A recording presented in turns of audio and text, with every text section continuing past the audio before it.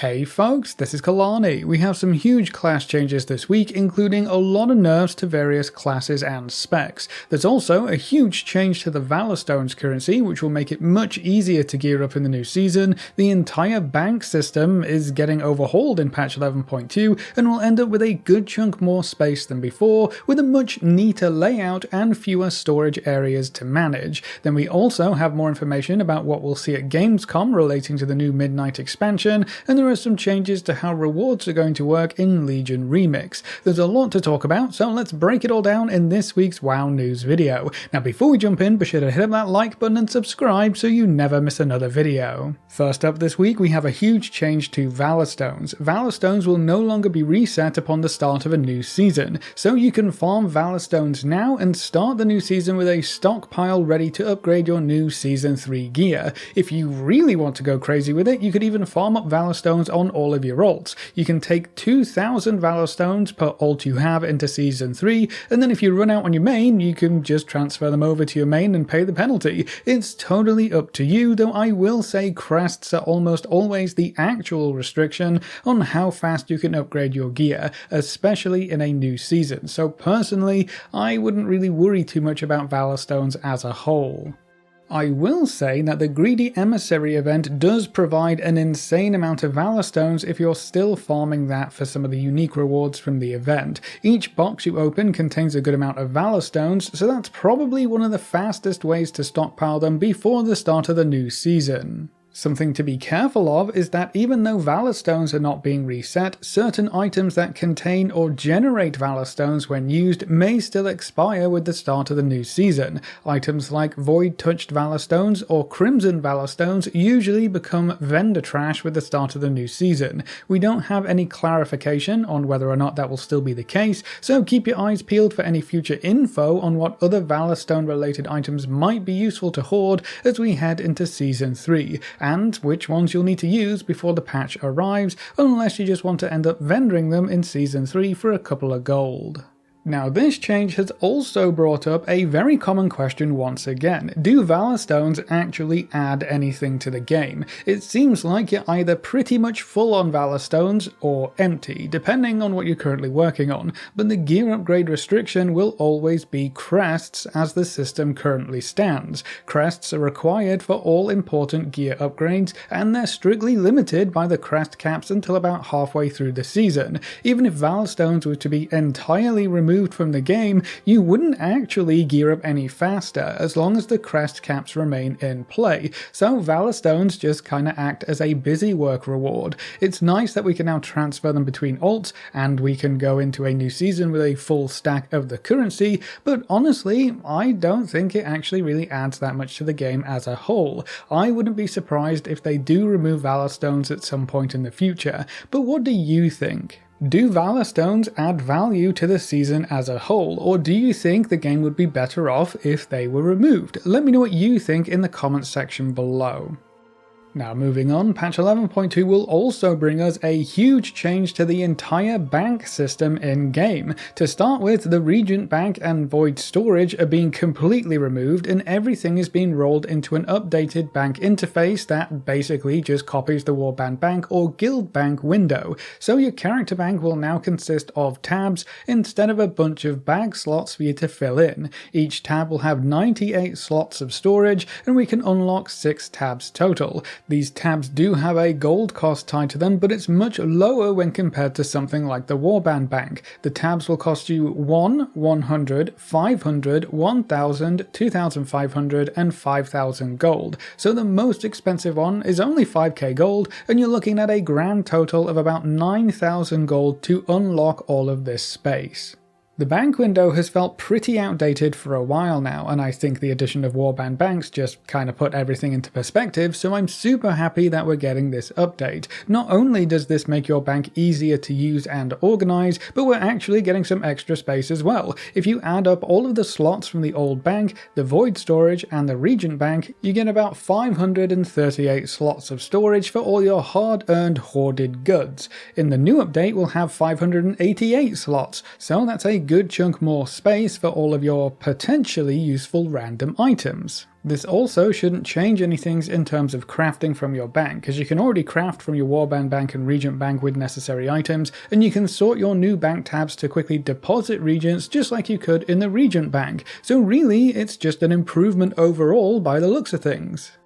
Now, as for items that are currently in other storage areas, when the patch goes live, any items in your character's bank, Regent bank, or Void storage will be automatically moved to the new bank system on your next login. So this should happen automatically without any actual input from you as a player. However, there were quite a few problems with guild banks and warband banks at the start of this expansion. Some folks lost a lot of items, with no real recourse for getting that stuff back. So if you were worried about losing specific items of import, whether it's special transmog, unobtainable fun items, or really anything that you care about, it may be a good idea to withdraw those items manually before the patch goes live and hold them in your bags as the patch update happens. I would pay particular attention to anything in your Void storage if you do use that, because that system works a little differently. So to me, that's the prime candidate for something to go wrong. Fingers crossed this is all unnecessary and the update goes smoothly, but if you have some items that you would hate to lose, it's not a bad idea to play things a little safe. But either way, this bank update looks great in my opinion, and it's nice to have all of your storage options centralized, and we're even getting some more hoarding space to go along with it, so that's a win-win in my book. That's not all that's new for patch 11.2 this week. We also had several rounds of class tuning, including specific tuning for healers and quite a lot of nerfs for certain classes and specs. There are 3 different sets of class changes to go over, and some of them actually revert changes from earlier in the week. So bear with me as we patch this together and go through this week's class adjustments. For Death Knights, the damage of Mograin's Death and Decay was increased by 50%, and several abilities will now interact with Undeath to increase its damage further. For Frost specifically, they're going to see a 12% damage nerf across the board. I guess all of those damage buffs in a row went a little too hard, so they're reining things back in a little bit here. A double-digit blanket nerf is never something you want to see, but Breath of Sindragosa will last a bit longer now when you consume Killing Machine or Rhyme effects, and its damage has been increased by 20%, so less damage from most sources, but more damage from Breath of Sindragosa, especially if you can keep it rolling for a good chunk of time. For Unholy, Legion of Souls can now summon an Undead Magus. Several abilities and passives, including your Mastery, will be boosting the damage of Whitemane's Undeath and Unholy Blight, so there's some more synergies being added in between those abilities.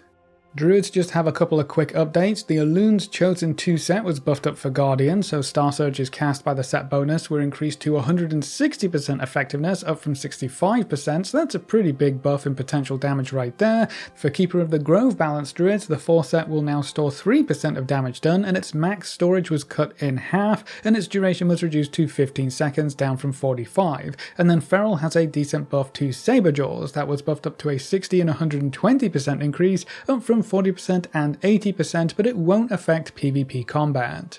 Evokers have a couple of changes as well. The Squadron summoned by the new 2 set bonus will no longer pyre enemies behind you. Their pyre damage is increased by 40%, and you can no longer slow down a deep breath to walking speed. These changes were supposed to address a problem with the new set bonus that encouraged you to breathe for as long as possible, even if you weren't actually hitting any mobs. But some of this was actually changed just a day or so later in the next round of updates, which we'll see in just a moment. So Flameshaper's Essence Bomb healing was cut down to 250% of spell power, down from 500%, so that's a pretty hefty nerf by the looks of things. A change to Consume Flame was reverted as it was causing other problems, and there's a bug fix for Consume Flames as well. For Devastation, Essence Bomb damage has been increased by 33%, and Inner Flames was nerfed down to a 15% increase from a 25% increase. And here we see the other 2 set bonus changes for the Squadron. They will now be limited to 8 Pyre casts. The pyre damage was increased by 25%,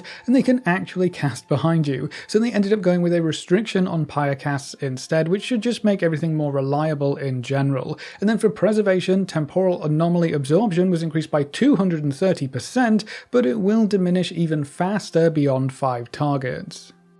Hunters made the list this week as well. For Dark Ranger Beast Mastery, Black Arrow damage is up 20%, Phantom Pain damage share was increased to 20%, and the Bell Tolls damage bonus was increased to 4%. For Pack Leader, Better Together now increases Tip of the Spear bonus by 15%, Dire Summons will further reduce the cooldowns of Kill Command and Raptor Strike for survival, the 2-set bonus was nerfed slightly, and the 4-set bonus now works on the Dawnbreaker ship, because that is going to be very important as we head into Season 3. Sentinel had some quick adjustments to the new set bonuses, including a buff to the 4-set bonus damage for aim shot, and then for Beast Mastery specifically, they're going to see a 3% damage nerf across the board, which is never fun to see, and Huntmaster's Call has been nerfed. The duration was knocked down to 10 seconds, the haste buff was cut in half, and the pet damage buff was cut down to 4% as well. Now in the second round of changes, Beast Mastery was noted as having another 3% damage nerf across the board. I'm not entirely sure if that's actually in addition to the other one or if it's just the same note repeated, but what is new is a 10% nerf to all abilities and damage for marksmanship. That is going to sting for sure.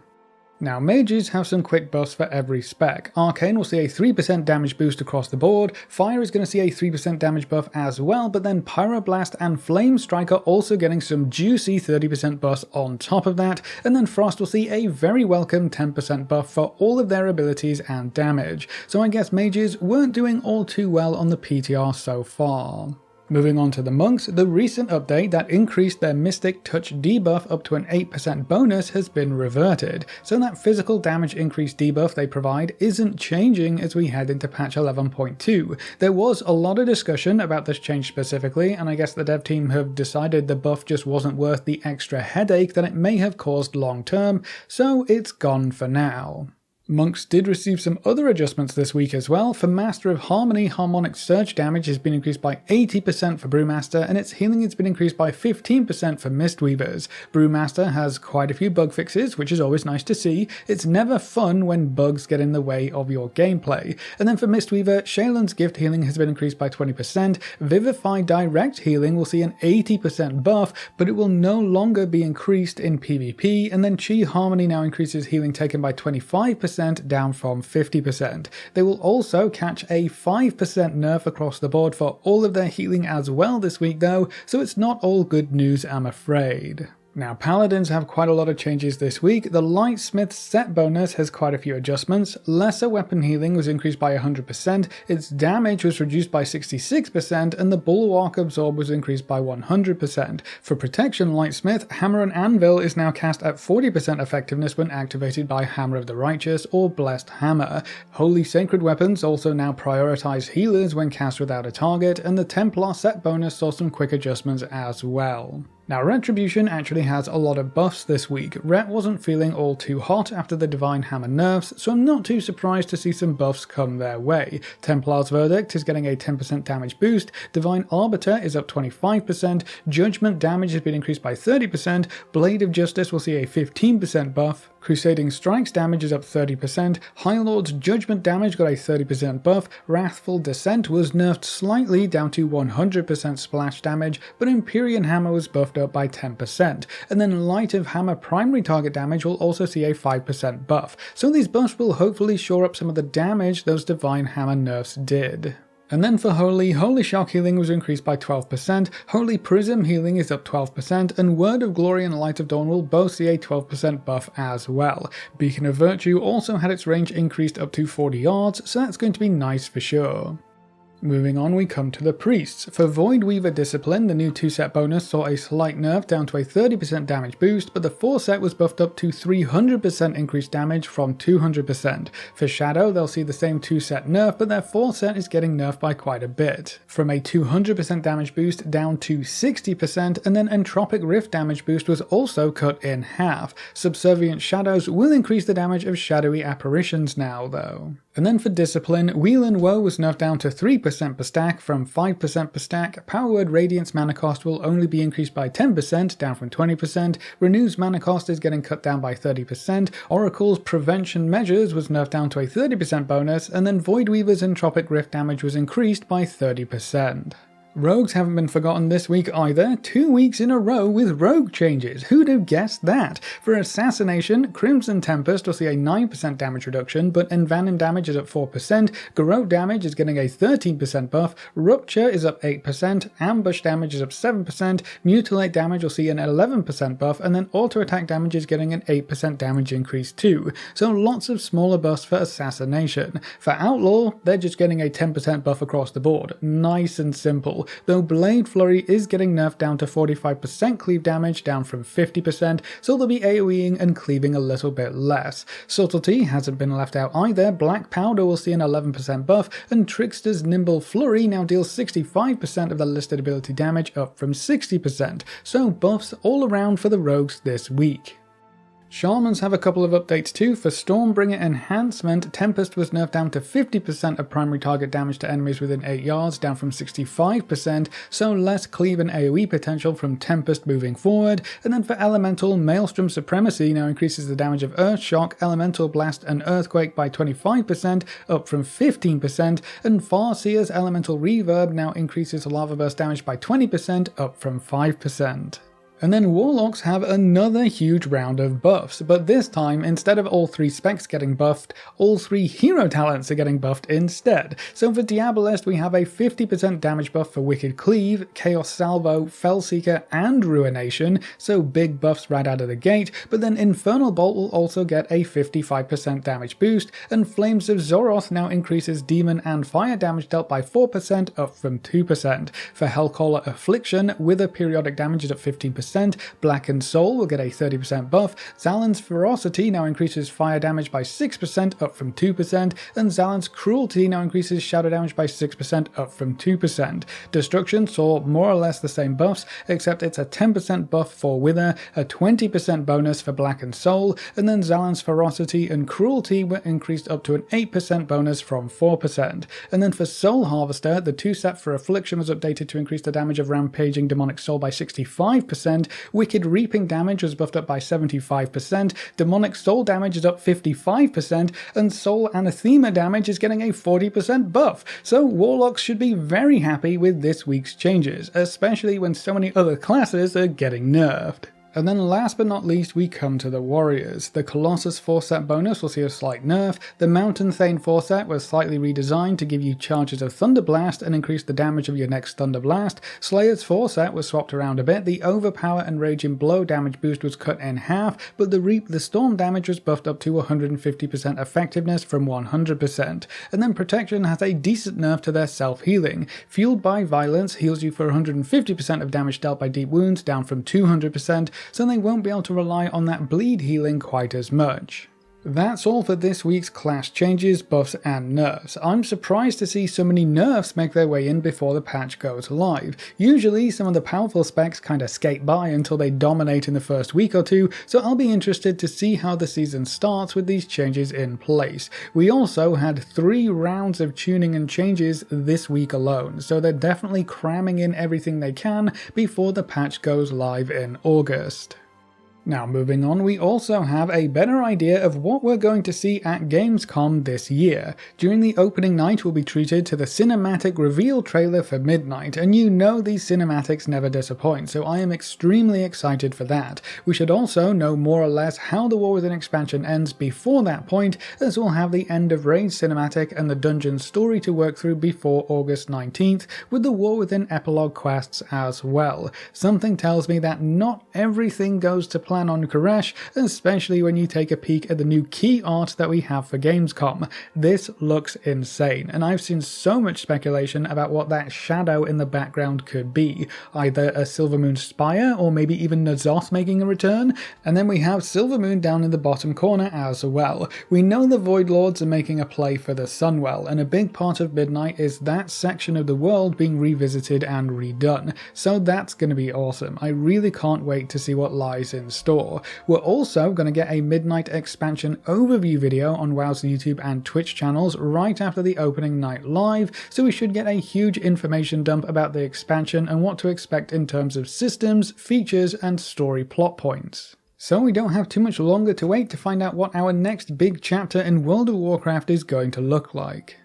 And then to round out this video, Blizzard released some more information about Legion Remix and how some specific prestigious rewards are going to work. In a recent blue post, the dev team basically said that certain rewards are too prestigious to bring back in any kind of in-game event, and 3 types of rewards fit that bill for Legion Remix: the Mage Tower artifact appearances, the artifact weapon appearances from PvP, and seasonal PvP gear. So the current plan is for those rewards to not be available from the Legion Remix event. They may end up doing recolors of some of these rewards, but the actual rewards are currently off the table. Curiously, some rewards that kind of fit the prestigious label will be available for Legion Remix, including the Mythic Chosen Dead ensembles, the Violet Spellwing, and gear from the Legion pre-launch event. Similar rewards to those were not included for the Mists of Pandaria Remix event for more or less the same reasons that were cited for the Mage Tower appearances, so I guess it mostly comes down to what the dev team consider to be prestigious when these events go live. We could also see this stance shift, especially if they receive a lot of feedback about what kinds of rewards players want to see from these remix events. But that's all of the updates we have so far, so that's it for this week's WoW News video. How do you feel about certain rewards not being available in Legion Remix? Do you think Valorstones should be removed in future seasons? And how do you feel about the bank update from what you've seen so far? Leave all your thoughts in the comments section below. A big thank you to all of our supporters over on Patreon and to all of our members here on YouTube. You can see their names floating by on screen. If you're interested in supporting the channel, you can find the links in the description or click the join button just below the video. If you enjoyed the video or found it useful in any way, make sure to subscribe and ring that notification bell so you're always kept up to date. Thanks for watching, folks. Good luck and have fun, and as always, I will see you next time.